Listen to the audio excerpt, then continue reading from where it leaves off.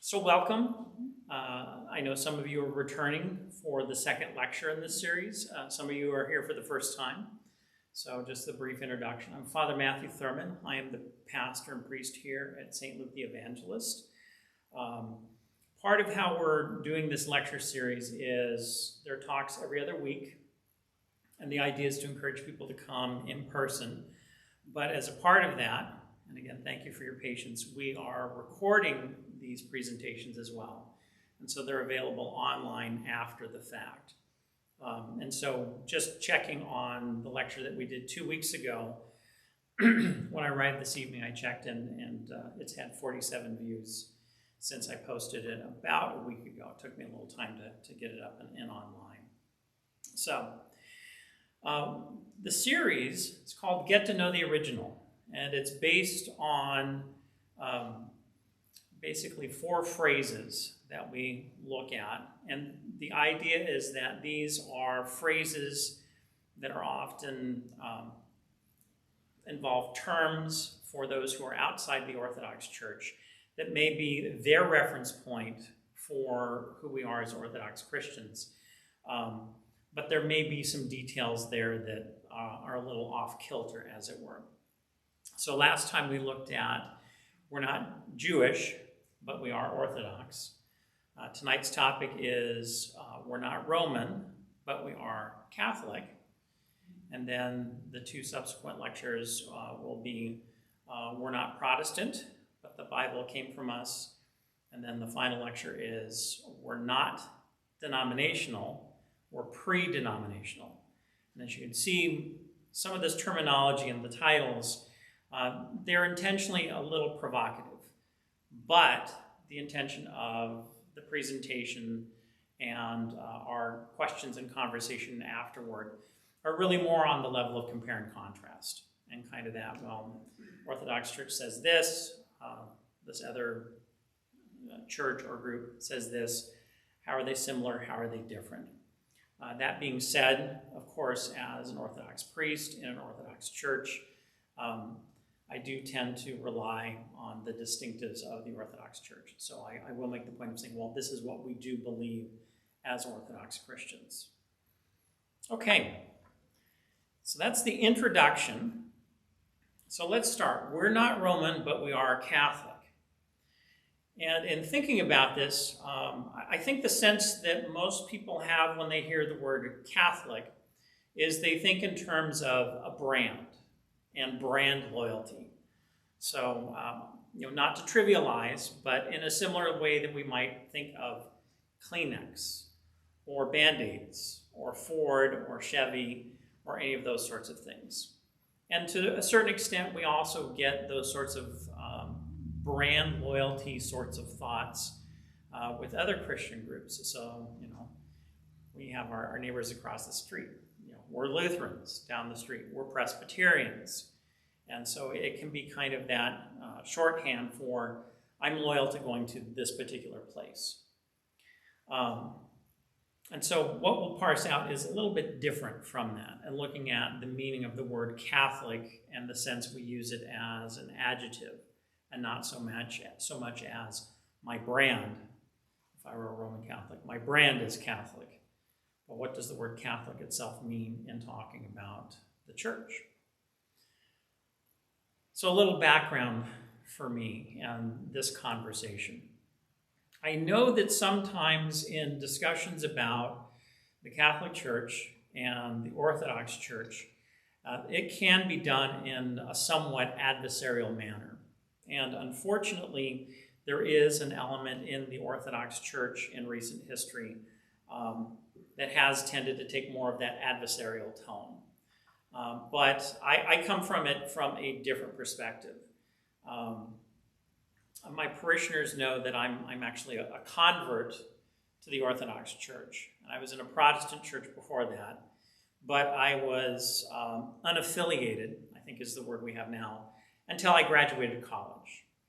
But that being said, half of my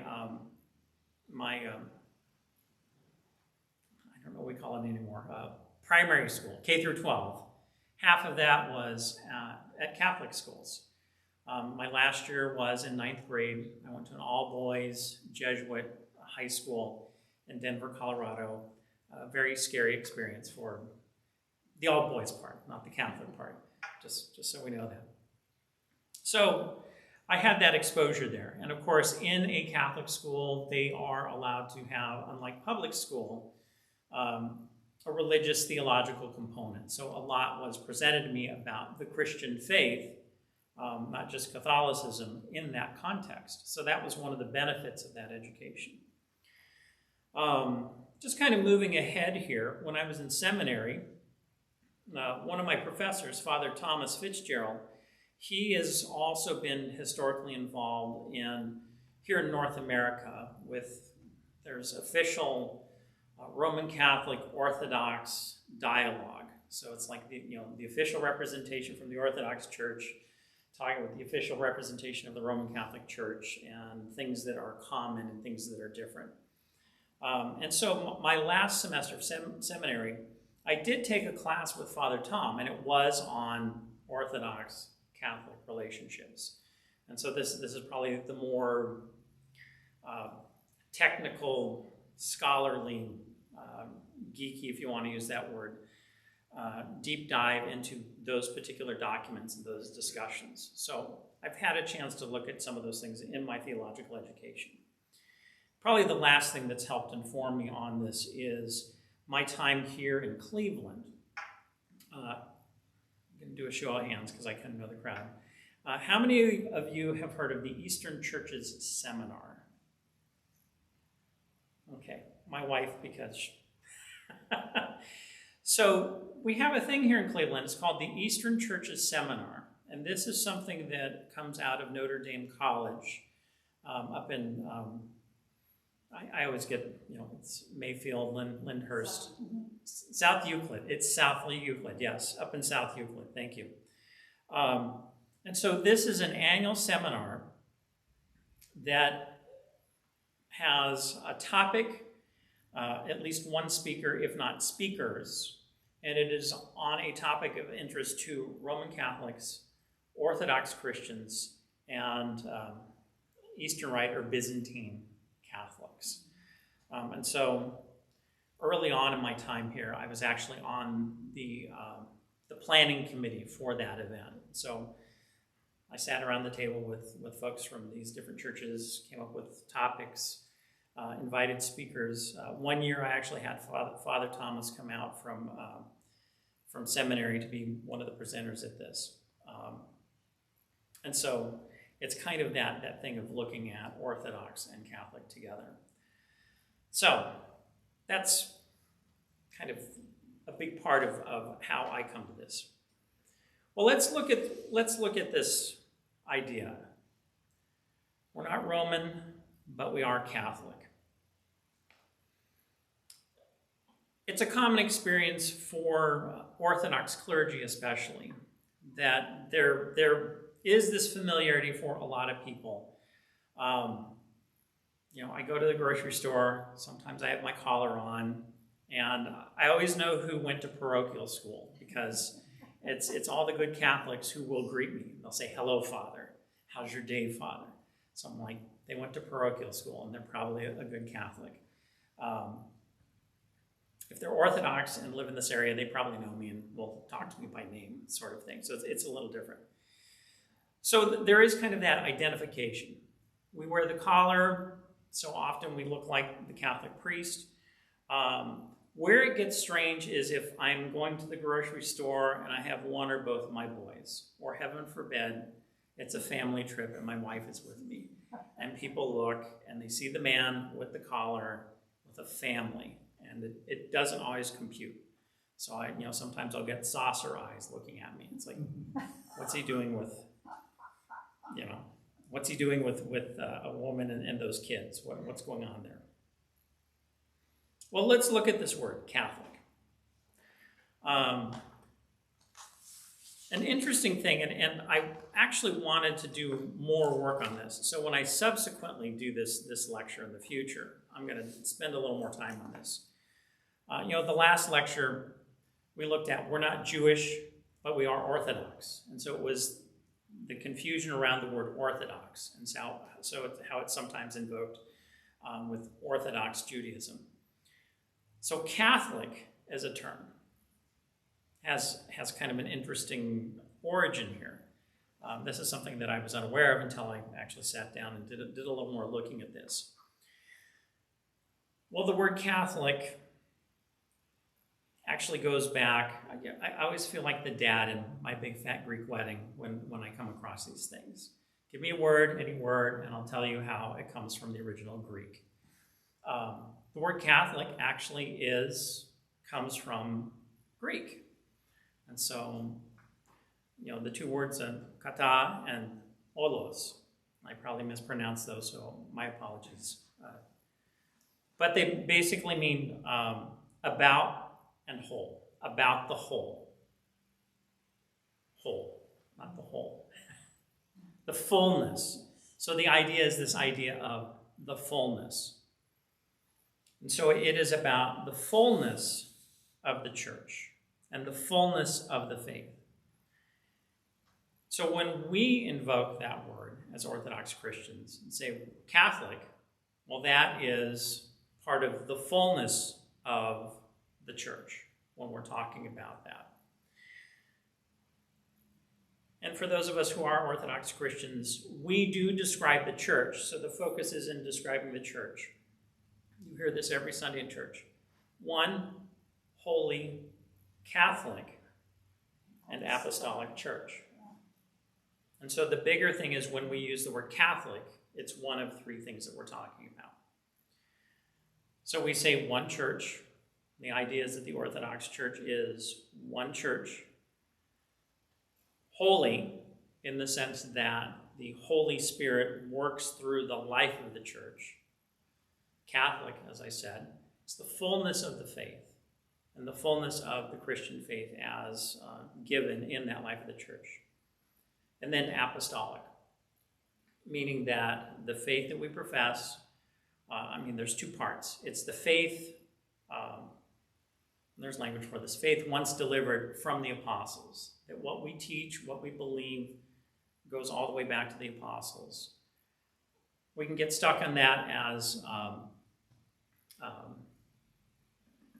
propositional is the word. Often in the West, when we think of things, it's the list of ideas. Well, is it the list of ideas that we got from the apostles? But it also has to do with our relationship with the apostles. So it's saying that the bishop who ordained me, he was ordained by a bishop, who was ordained by a bishop, and that goes all the way back to the apostles. We don't have our bulletins out right now. I cleaned up the church, but we have a little phrase that we put on there as a church that's a part of the Patriarch of Antioch. It's the disciples were first called Christians at Antioch. That's from Acts of the Apostles, saying that Peter and Paul founded the church in Antioch. And so in that understanding of being an apostolic church, we trace our family, as it were, all the way back to that church founded by Saints Peter and Paul in the city of Antioch. So it's not just the ideas, it's the relationship and the family that's there. Okay. So that's the overview of the four there. I'll pause for a moment. Any questions or comments at this point? As I've said, I tend to get on a roll, and so I'll give you an opportunity. All right. Well, continuing here. So when we say that we're part of one church, we're not just this building here on this piece of land in Bainbridge, Ohio. When we talk about St. Luke as a church, we kind of go up a chain of who we're related to. So we can talk about St. Luke as a parish, and we're part of a group of churches in Ohio. It's actually called the Deanery. So there are other Antiochian churches in Ohio that we're a part of. Then we go to a 9-state area, the Diocese of Toledo. We're part of a diocese. And then our diocese is part of a larger archdiocese, which is all of North America. And we are one archdiocese out of many globally that is under the Patriarch of Antioch. So we are part of that whole thing. We touched on this last time, that there is this confusing thing where there are multiple Orthodox churches in one geographic place. So, for example, as a parallel, there are Greek Orthodox parishes that are, we have Greek Orthodox churches here in the Cleveland area. They're part of the metropolis of Pittsburgh, which is part of the Archdiocese of America, which is under the Ecumenical Patriarch in Constantinople. It's parallel, but it's the same faith. And so anyone from those churches can come here, worship with us, partake of the sacraments. If I was invited to go to one of those churches and do things as a priest, I could do that. It's not a difference of faith. It's just kind of how we've ended up in these different silos. But it's all Orthodox. It's all one church, and it's all one particular faith. Now, in that sense, you can see I'm describing this as actual physical places. So a big difference that we have from Protestants is this idea of an invisible church. And again, this goes to this idea that we encounter in the West, where is my faith something that's propositional?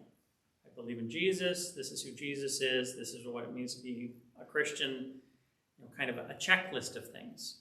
And if I ascribe to those things, then I'm part of this church. Well, we don't understand it that way as Orthodox Christians. You can believe those things, but you have to be part of a family. And of course, our understanding of the family is a local Orthodox parish. So,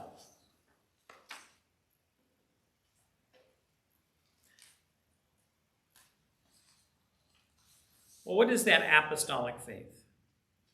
What do we include in that? There is this statement. There's the saint, St. Vincent. It's St. Vincent of Lerins, a little French there. He was a 5th century French saint, and he wrote something called the Comminatory, which talks about what is the mark of the true church. And so if you're looking for that and you're wondering, there's different things that are being offered there. He says, well, part of it is this idea of Catholic. What's the fullness of what's offered by that church? And he says that there's 3 things that make that fullness. First one is universality. So is what is being taught in a particular church being taught in all churches about the Christian faith? So kind of the question mark would be if I went to another Orthodox church and they were teaching something different from what is taught somewhere else, that kind of raises a question. What's going on here? There's also this idea of antiquity. The faith that we have is a faith that comes from Christ and the apostles. It's not something that is new or innovated and that we can point to something.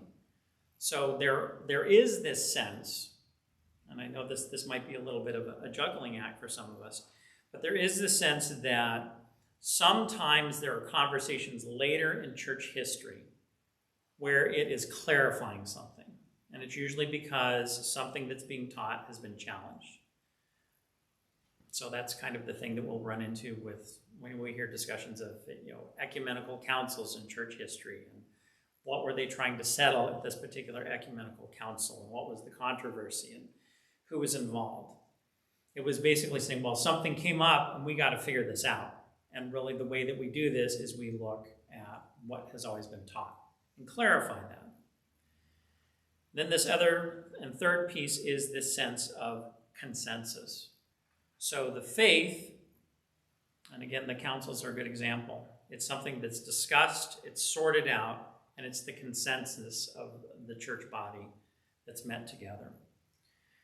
So that's kind of that picture there. What defines the Catholic faith? Well, let's look a little bit about the relationship with the Western Church and the Pope.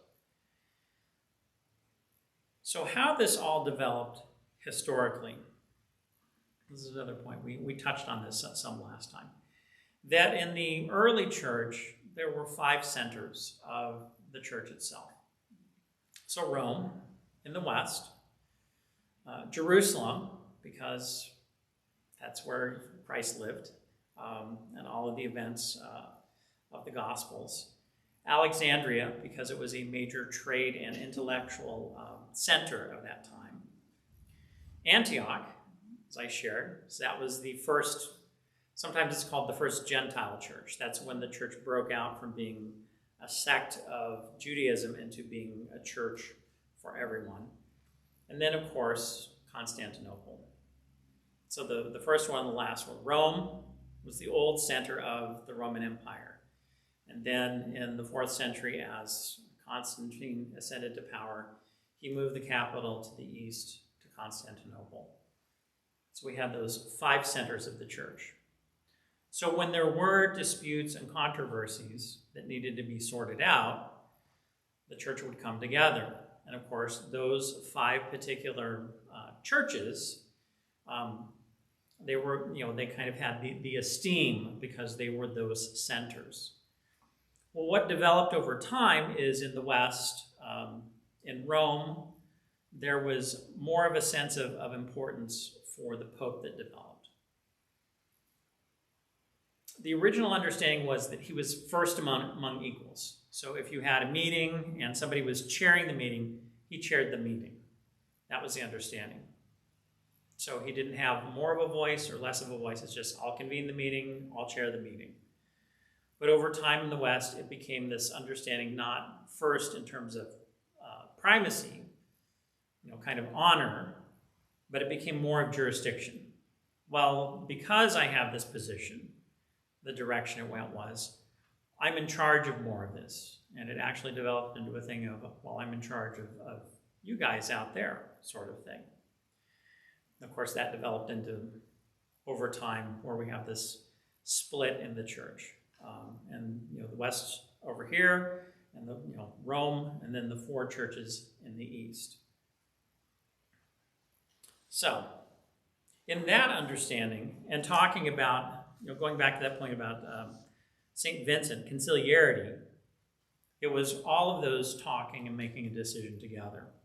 And then in addition to that, this is something that we don't often hear. We often hear about ecumenical councils and how things are decided at ecumenical councils. The bigger thing on that is not just that the bishops met and sat down and decided something and went back home and said, here you go, guys. It had to be received by the church itself. And there are instances in history where, according to the church hierarchy, there were ecumenical councils, but when they went back home, the laity said, this isn't what we believe, and we're not going to do that. And so those councils weren't accepted in that sense.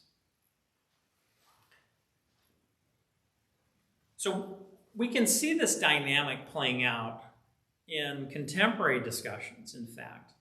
I'll kind of harken back to this Eastern Churches seminar that I participated in. I remember hearing a side conversation at one of these meetings. It's a couple of the Catholic folks on the committee. And they were talking about the reunion of the Roman Church with the Orthodox Church. And they made some statement about our current ecumenical Patriarch Bartholomew. And they said, he gets along really well with the Pope. If anyone's going to make this happen, he's going to make it happen. And I heard that, and I thought, well, I don't want to be rude and intemperate here, but it's not his decision to make. And he might say, well, yes, this is a good thing, we want to do that. But the Pope would also need to call my Patriarch. He'd need to call Patriarch of Moscow. He'd need to call Patriarch of Ukraine. And they would all have to agree to this thing before there's a union. It's a conciliarity thing. We'd all have to agree to it before it would happen. And that's kind of the rub. People will often think of the ecumenical patriarch as just the Orthodox version of the Pope, and he doesn't function that way. It's the conciliarity there. Okay.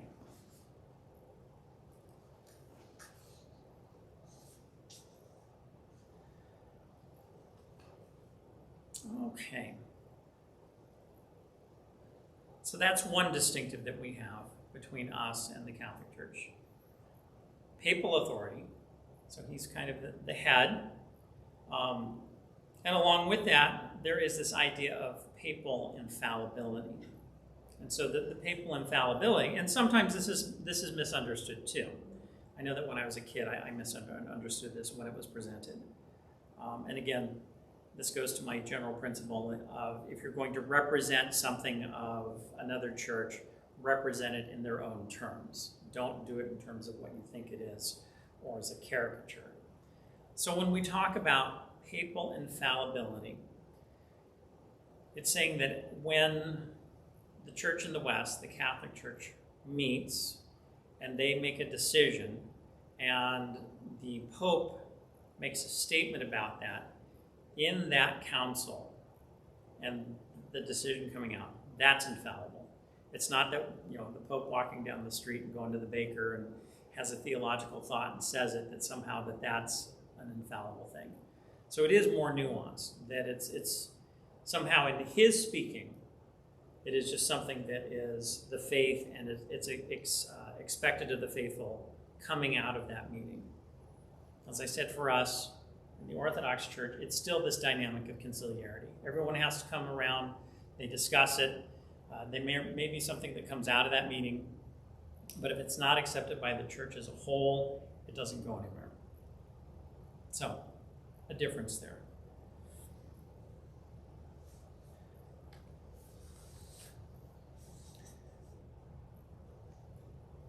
Let's see. Just have a few other things here. I think that part of what's interesting about this particular topic is probably has more to do with questions and discussion. So I just have a little bit more, and then I want to spend some time on your questions and comments on this. Well, another big difference that we have between us and the Catholic Church does have to goes to the Nicene Creed. And there's a particular statement in the Nicene Creed. It's in the West. It's not in the East. When we're talking about the Holy Spirit, we say the Holy Spirit proceeds from the Father. But in the West, they say the Holy Spirit proceeds from the Father and the Son. And so that statement, there's a couple of pieces on that. So that statement, well-intentioned at the time, was added by a local council in the West. And then it just kind of, over time, grew into common use in the West. And it even got to the point where there were comments of, if you don't include that clause, there's something wrong with what you're saying here. Now, on the Orthodox side of things, we said, well, there was not an ecumenical council that met and decided that. It kind of crept in, but it was never officially added in any capacity or accepted by the church as a whole. So it doesn't belong there. And if you want to get more nuanced, when you talk about theology, the Trinity, the three persons of the Trinity, it does change the dynamic there when you state that as proceeding from the Father and the Son, as opposed to just from the Father. So it's a little bit messy there. So that's why we don't have that in the Orthodox Church when we recite the Creed, but you will find it in Western churches. What's interesting is in a number of discussions in the West, not just in the Catholic Church, but in other churches that recite the Nicene Creed, they've gone back and looked at their history. And in a lot of instances, they will even say, we consider that clause optional. And you might even find it in a service book bracketed. So they say, you don't have to say that anymore. They're almost there, in my perspective. So that's kind of the bulk, well, that is the bulk of what I have tonight in terms of formal presentation. So for you, and in terms of questions about the Orthodox Church, Catholicism, the Roman Catholic Church, questions or comments?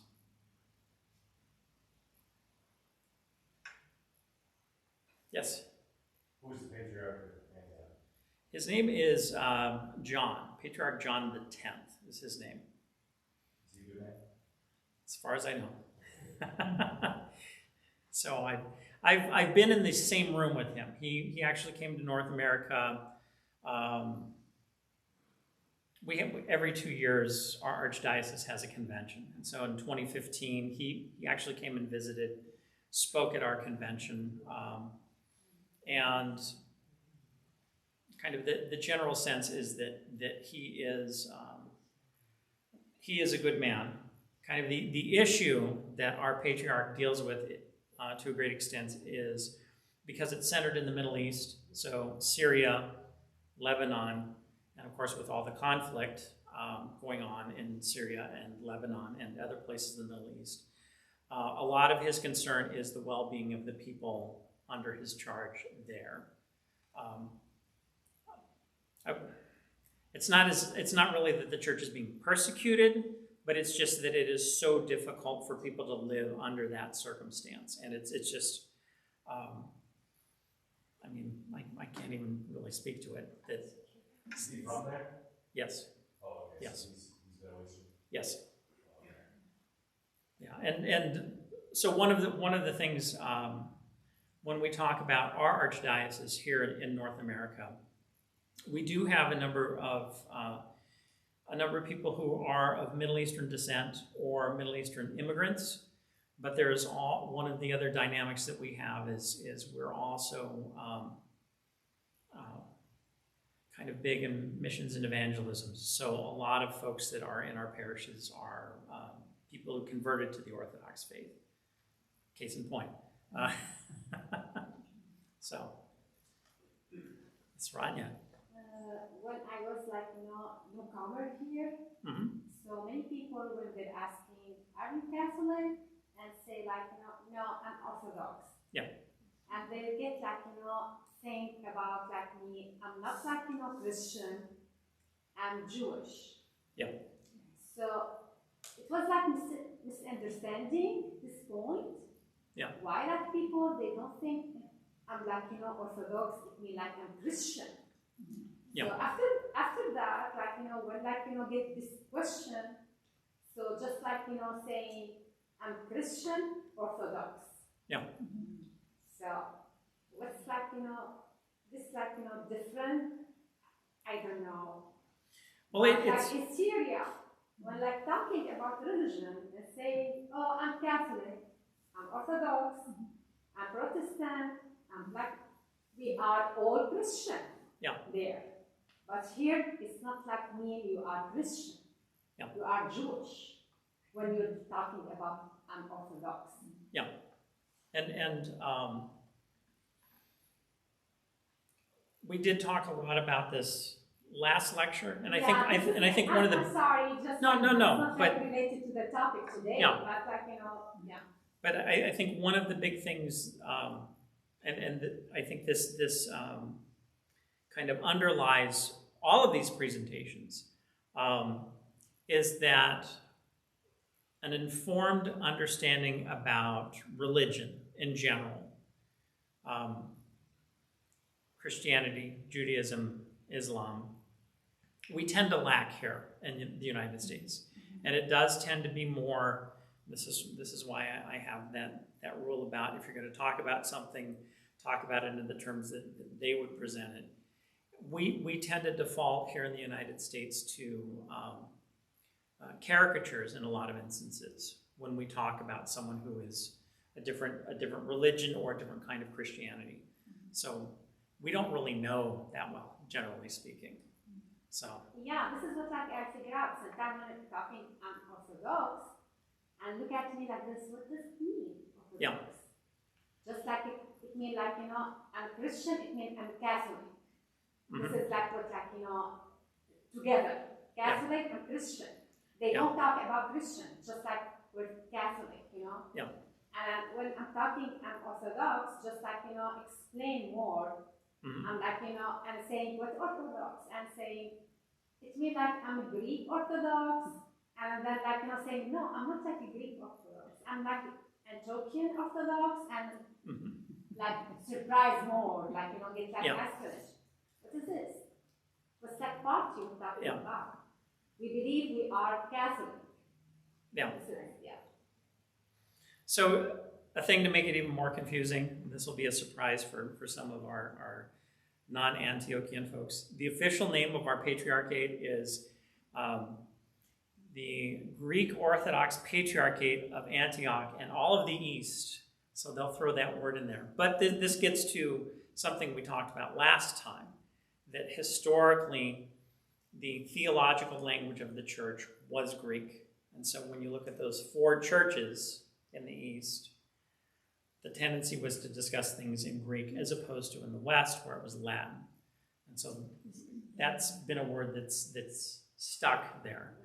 But in general, kind of our shorthand, just to clarify things, is we'll talk about the Patriarch of Antioch and kind of cut out all of the surrounding pieces that can drive it in dizzying directions.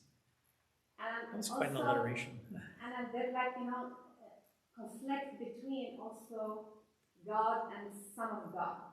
So Catholic talking about just like God. And Jesus is not like God, This is what I figured out lately from many people. They believe Jesus is not like God. It's like prophet, just like kind of prophet. It's not like God. But we believe in others, we believe God, Son of God, and Holy Spirit, one. Yeah. One,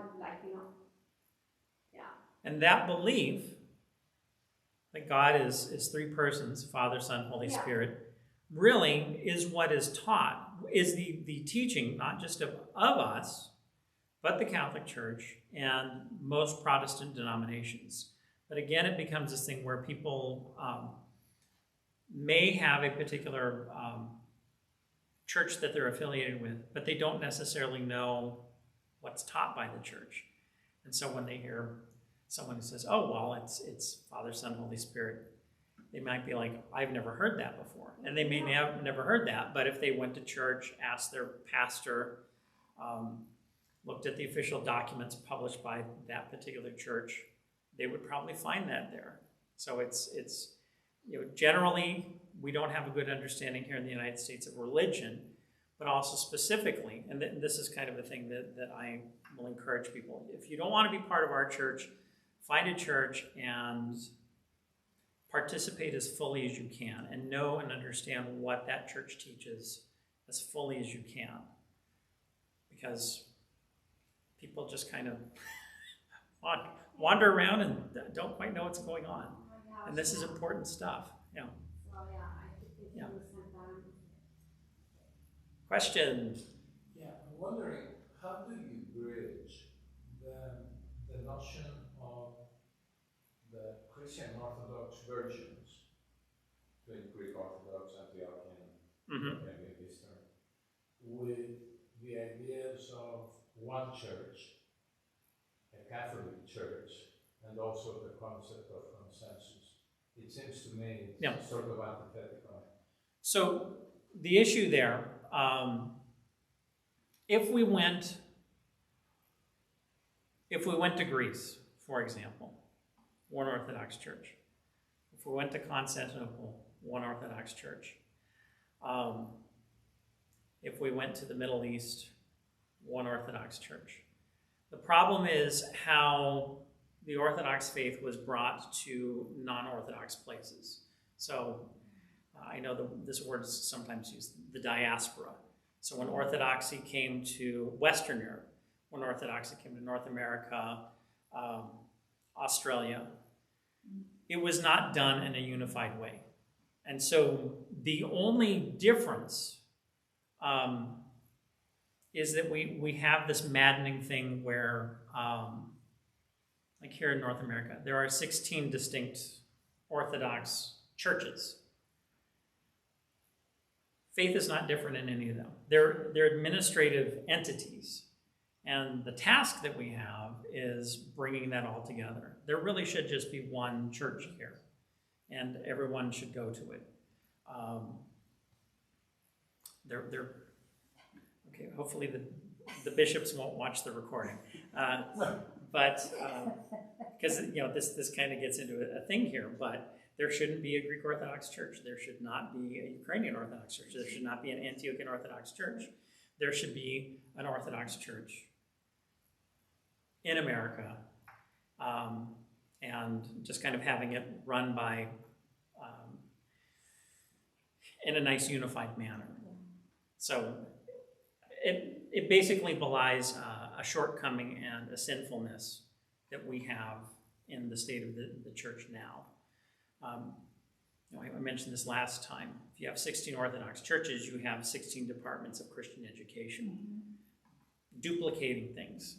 So you just need one church with one department of Christian education where everything's pooled, and they do that there.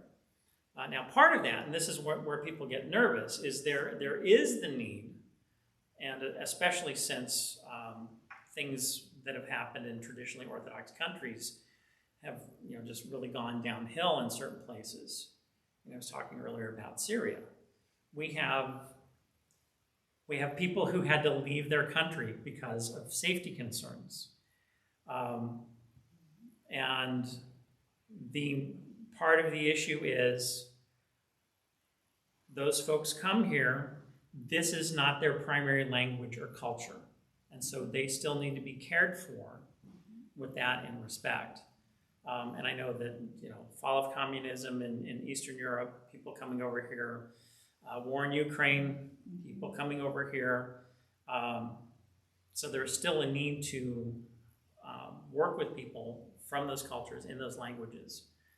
We can still do that and be one church, though. So that's a long answer, but it's an apology and a look forward. So, if you want to really confuse people, talk about Greek Catholic and Byzantine Catholic. Okay. That's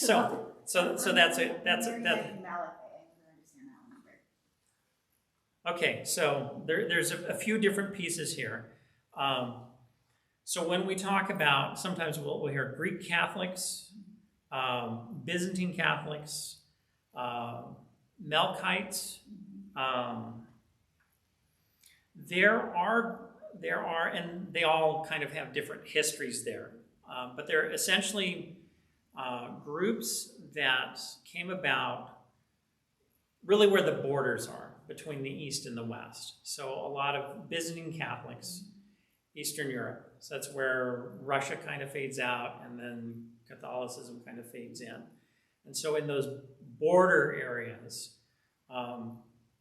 what often developed were churches that look, feel, practice like an Orthodox church. So icons, liturgy vestments, it looks like this, but are part of the Roman Catholic Church. And so they are under the Pope, and that's where kind of the word on high comes down from Rome, sort of thing. Kind of one of the interesting relationships that our parish has had is, I think many of you know that our parish has had kind of this traveling nomad existence where we've had to meet in different places. And so in two different instances, we actually met there's a Byzantine Catholic church in Solon. St. Mary's. St. John's. St. John? Well, actually there's two. So this is on Aurora and Liberty. Yes. I think St. Mary's is Ukrainian Catholic. Oh, that's from Aurora. And that one's, I'm sorry, you're right. yeah, and that one's, a little more on the west side of Solon. Below the Jewish cemetery. Yeah. But we met there. When I first came here 14 years ago, that's where the church was meeting. And then we had an in-between period where we left Chagrin Falls, but before we got into this building here, and we met there again.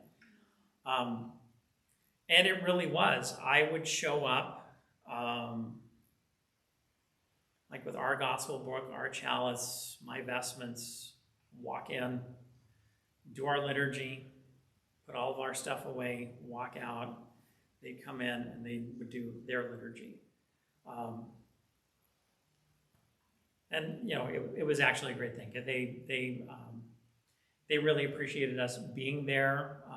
They thought it was a good thing for their parish to extend that welcome, help us as another Christian church. Of course, we were grateful that they took us in. And one of their fundraising things, this is interesting, one of their fundraising things is they make the nut rolls. And so every Saturday they sell nut rolls. And while we were there the last time, a number of our parishioners actually got on their mailing list. They have an email list. So they're like, we're getting ready to, and so I hear all the time from parishioners, I'm going to run over, we're going to get a nut roll. And so we continue a relationship with that parish.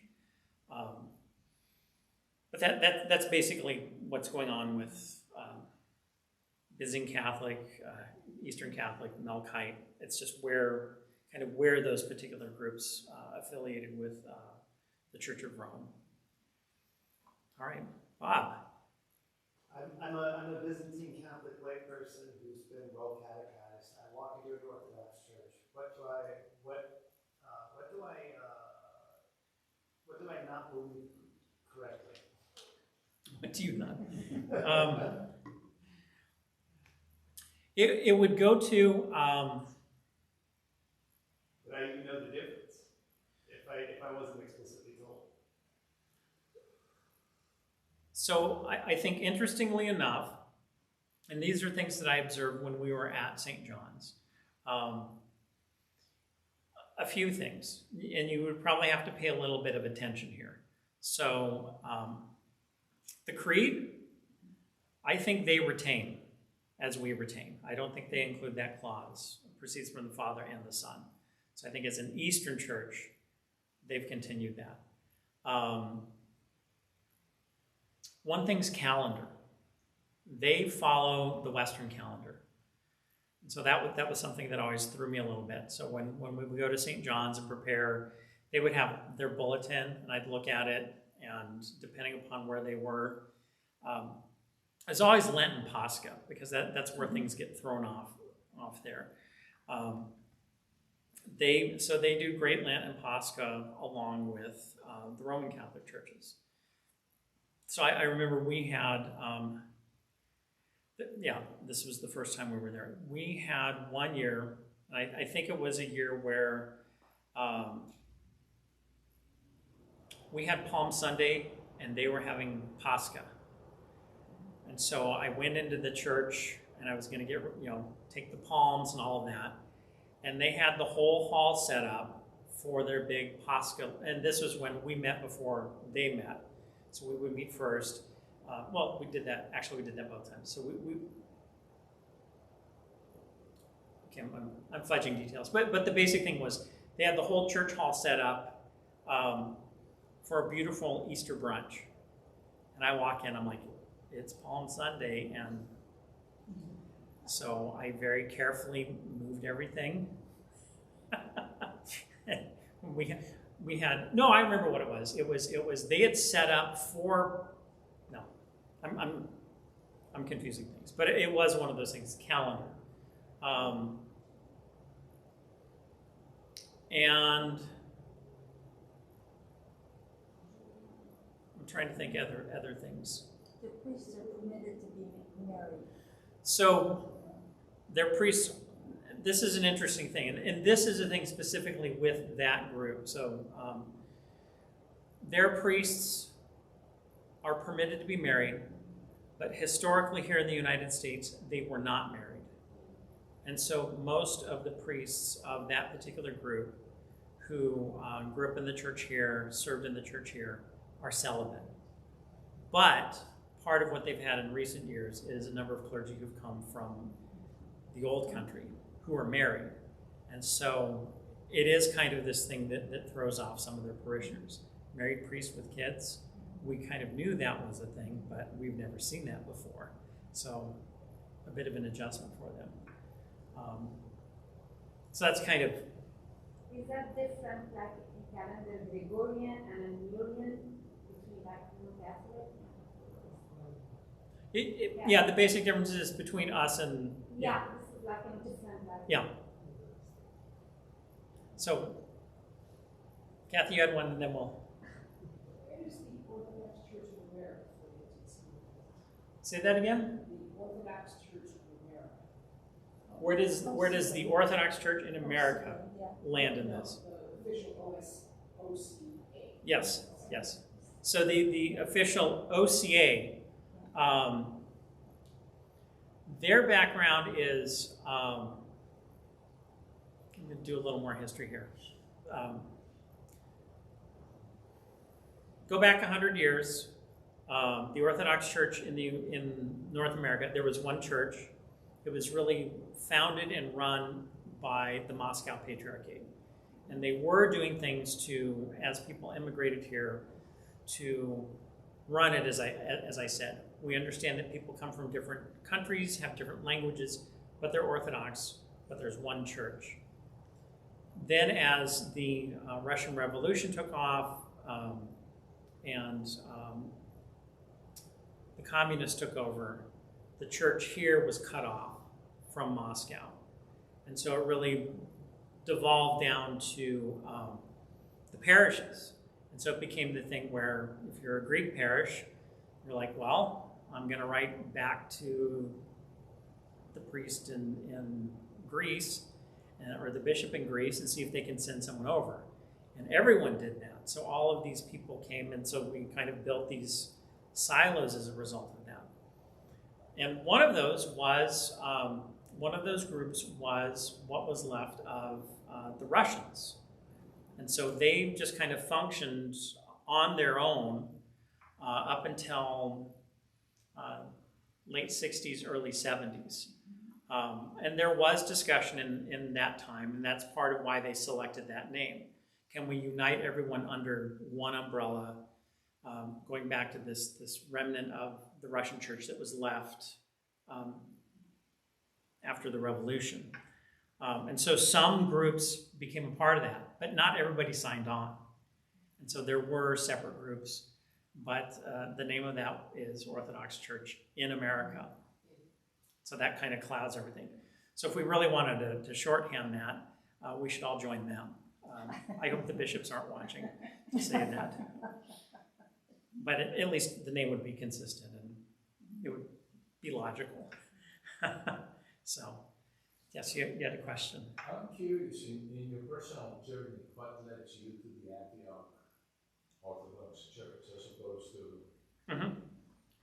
something else? So a principle that I will often tell folks when they come to visit, sometimes we'll have people who will come and say, I want to join your church, and they'll tell me where they live, and I'll say, you drive past 3 Orthodox churches to get here.